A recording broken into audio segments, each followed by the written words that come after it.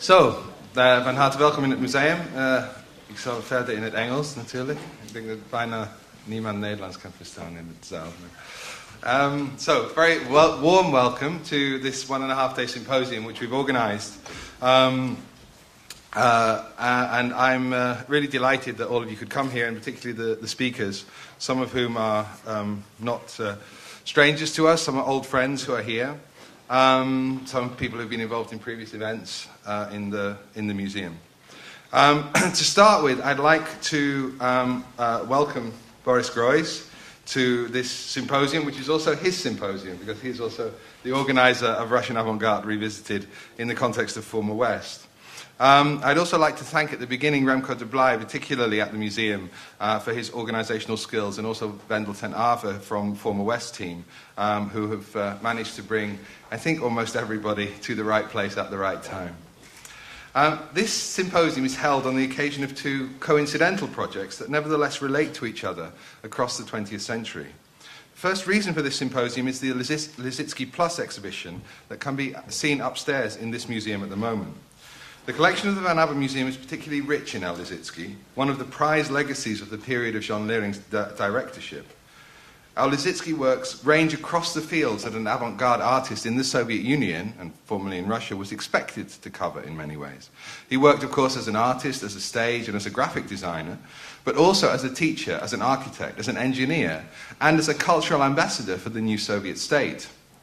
Our exhibition upstairs focuses on his time in Vitebsk, teaching and working together with Malevich and Chagall in Unovis, in the art academy which was set up just after the revolution, and also setting his production in the context of his own time, as well as exploring the ambitions and ideas behind the extraordinary pre-revolutionary opera Victory Over the Sun, where you can see also a reconstruction of the original stage set that Lissitzky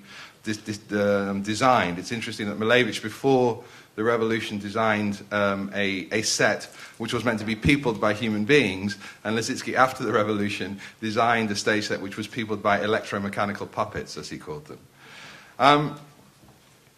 What I expect we will talk about in some measure both today and tomorrow is the extent to which Lissitzky, as an example, along with many of his fellow avant-gardists, might be relevant for artistic practice today, especially the ways in which the functions of art can be put under pressure and revised in the light of demands for social political engagement or from leaders of social and political change, from those both in power or indeed from the disenfranchised. The second programme that forms the backdrop to this event is the Former West Research and Exhibition Project that was initiated by Maria Hlavajova and Bach in Utrecht in 2008. Former West is a project consisting of an extended research made public at a series of international congresses, the first of which some of you attended in November in Utrecht. Former West is also an educational platform, a publishing component, and a major international exhibition to be opened in 2013. The initial proposal of Former West is to discover the effect of the collapse of real existing communism in 1989 on the art and culture of the West, and especially Western Europe. In other words, it seeks to research the effect in the West of what happened in the East. But increasingly, as it's developed, the project seems also to be investigating an understanding of the entanglements that existed then, before '89, and have grown in different ways since, between what were, and still often are, presented as fundamental political or cultural differences. Such a premise, as Former West, must necessarily address not only the West of 1945 to 1989, but also reach further back towards other definitions and understandings of the territories of the West and their relations to the whole of the rest of the world. In this sense, looking at the contemporary consequences of the exceptional inventions of the Russian avant-garde and their legacy today would suggest a less divided relationship between East and West, even at a time then when political ideology played a defining role in both parts of Europe. Thus, a look both backwards and forwards from '89 will allow the concept of Former West, I believe, to anchor itself further as a term that can become a very useful imaginative tool to understand the cultural conditions of globalization and the hegemony of capital today. To look back to the early years of the 20th century in terms of the kinds of political and aesthetic experimentation that were developed then is always sobering for our current rather timid political and aesthetic environment, especially in Europe. I think we should avoid both nostalgia for the ambition and reach of those changes, and also a sense that the past is a foreign country in this regard. The Avant-Garde, and its leading Russian version in particular, are still available to us to reinterpret.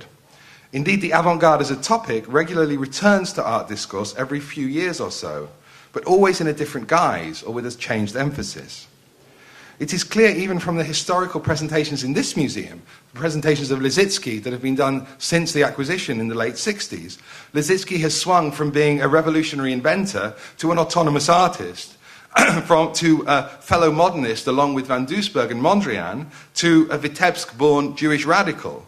in ways that suggest that the Russian avant-garde is understood, or the ways in which the avant-garde then is understood, says as much about the climate of the time in which it is reinvestigated, as we are once again reinvestigating it now, as the original context of its production. In other words, the discussion that we'll have now, I think, will tell us much more about where we are than it will tell us about where they were. I hope,